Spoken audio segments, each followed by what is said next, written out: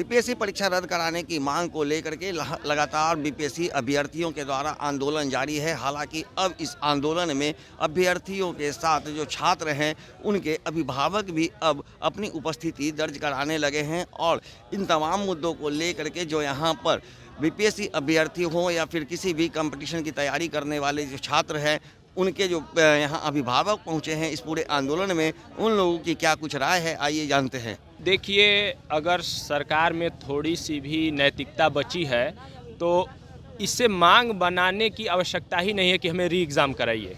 ये तो आपका कॉमन सेंस होना चाहिए कि आपके पेपर लीक हुए हैं तो आप री एग्ज़ाम कराइए। मांग तो ये होनी चाहिए, या हम लोगों की ये मांग है कि मुख्यमंत्री जी प्रेस कॉन्फ्रेंस करें, मीडिया ब्रीफिंग करें और कहें कि आगे से मेरे मुख्यमंत्री रहते हुए कभी भी छात्रों को किसी भी एग्ज़ाम का री एग्ज़ाम की मांग नहीं करनी पड़ेगी। ऐसी आप व्यवस्था क्यों नहीं डेवलप कर पाए? आपके यहाँ परीक्षा माफिया इतने पकड़ बना चुके हैं कि लगातार 10 से अधिक एग्ज़ाम आपके लीक हो रहे हैं। तो ये बताता है कि कितना इनसेंसिटिव गवर्नमेंट है, सिस्टम में बैठे लोग कितने असंवेदनशील हैं और इनकी साठगांठ जो लगभग 500 से 1000 करोड़ बताई जा रही है कि पेपर लीक का कारोबार 1000 करोड़ का है। तो ये 1000 करोड़ के कारोबार में किसकी कितनी शेयरिंग है, किस पार्टी को कितना फंडिंग जा रहा है, इसलिए आप मौन हैं। सारे अपोजिशन हो या सत्ता पक्ष हो, दोनों लोग मौन क्यों हैं? ये सबसे बड़ा मुद्दा है ना कि आखिर इस स्कैम पर आप खामोश क्यों हैं? री एग्ज़ाम की तो ये तो अभी री एग्ज़ाम नहीं मान रहे, व्यवस्था क्या बदलेंगे? ओपोनेंट में तेजस्वी जी हैं, उनको आना चाहिए, छात्रों से मिलना चाहिए, उनको कहना चाहिए कि नहीं भाई हम आपकी लड़ाई को लड़ेंगे, सदन से लेकर सड़क तक लड़ेंगे, लेकिन वो भी खामोश हैं। तो इसमें जो सिस्टम में बैठे लोग हैं, सारे सफ़ेद पोश लोगों के उनकी सहभागिता के कारण ये पूरा मसला उलझा हुआ है। वो नहीं चाहते हैं कि ये स्कैम उजागर हो। और जो अभी मैं तो ये देख रहा हूँ कि जब बीपीएससी की ये हालत है तो अन्य परीक्षाओं की क्या स्थिति है। और इससे पूर्व में जितनी भी परीक्षाएं हुई हैं तो उसमें क्या है, आप प्री बुकिंग कर देते हैं, 80-90% सीट्स आप प्री बुकिंग कर देते हैं। तो फिर जब अगर आप प्री बुकिंग कर दे रहे हैं तो फिर बच्चों को फॉर्म डलवाने की और उनको एग्ज़ाम दिलवाने की काहे लिए हेडक दे रहे हैं? कह दीजिए कि भाई हम पहले से सेलेक्टेड कैंडिडेट रखे हैं, आप तो बस जाओ अपना काम करो, हम 10% सीटें अनरिजर्व रखे हैं, बाकी सब रिजर्व है। जिनकी मनी पावर जिनके पास है, जिनके पास पॉलिटिकल पावर है, उन्हीं के बच्चे बीपीएससी क्वालिफाई करेंगे, उन्हीं के बच्चे सरकारी नौकरियों में जाएंगे। तो ये बहुत ही अनफॉर्चुनेट है और ट्रांसपेरेंसी आनी चाहिए। जी हाँ, सिस्टम में बदलाव नहीं, सिस्टम की सर्जरी होनी चाहिए। ये जो लोग बैठे हुए हैं बीपीएससी में, या जिनके इशारों पर, जिन सफ़ेद पोश लोगों के इशारों पर बीपीएससी पूरा ये आयोजन कर रहा है और पूरा करप्शन कर रहा है, और जिसको ढकने के लिए मुख्यमंत्री जी खुद मौन हो गए हैं। मुख्यमंत्री जी के अंदर या तो नैतिकता है तो वो री एग्ज़ाम करवाएं और कहें कि व्यवस्था बदलूंगा। अगर नहीं करवा पा रहे तो आप कहिए कि मैं स्वयं राज्यपाल से मिलकर के इस्तीफा देता हूं, मैं सरकार नहीं चला सकता। जो एक एग्ज़ाम फेयर नहीं करवा सकते हैं, लगातार 10 एग्ज़ाम आपके लीक हो रहे हैं, तो आप 14 करोड़ लोगों का नेतृत्व कैसे कर सकते हैं? सिस्टम तो भ्रष्ट चल रहा है। अभी इतना भ्रष्ट नहीं रहता तो इतना आंदोलन नहीं होता।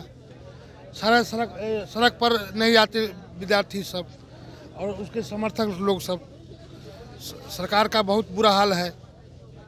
विपक्ष की क्या रोल होनी चाहिए? विपक्ष इसमें साथ देना चाहिए। विपक्ष को साथ में मिलके इसको आंदोलन को आगे बढ़ाना चाहिए। विपक्ष को क्या लगता है, लगातार आंदोलन चल रहा है, सरकार इनकी बातों को अभी मान पाएगी क्या?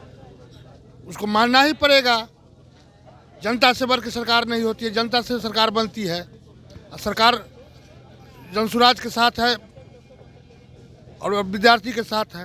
सरकार पर यह कहेंगे कि सबसे तो खिलवाड़ करिए, लेकिन बच्चों के भविष्य से खिलवाड़ नहीं करिए।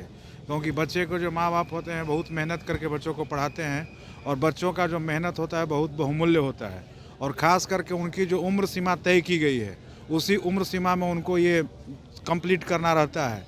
तो इस तरह से अगर धांधली कर के अनियमितता में परीक्षा करेंगे तो उनका मौका ख़राब होता जाएगा और बिहार एक बेहतर भविष्य बन के नहीं उभर सकता है। क्योंकि अच्छे युवा ही पढ़ लिख करके बिहार में अच्छे भविष्य का निर्माण करेंगे।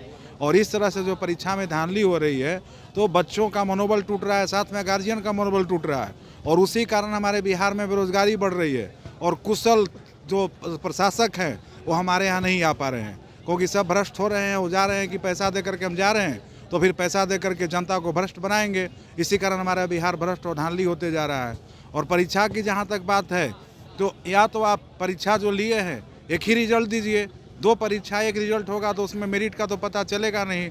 इसलिए हमें चाहिए कि भाई बच्चों का भविष्य, मेहनत और गार्जियन का त्याग समर्पण देखते हुए एक अच्छा निर्णय लें, जिससे कि बिहार के भविष्य के लिए और बच्चों के भविष्य के लिए और जो परिश्रम करके गार्जियन अपने बच्चों को संसाधन जुटा रहे हैं उन सबों के लिए भविष्य में बेहतर हो। हम यही कहना चाहेंगे कि चाहे नीतीश की सरकार हो, चाहे बिहार सरकार में कोई भी सरकार हो, सही ढंग से सही तरीके से परीक्षा करावे और जो योग्य विद्यार्थी हो उसका सिलेक्शन हो, हम लोगों का यही मांग है।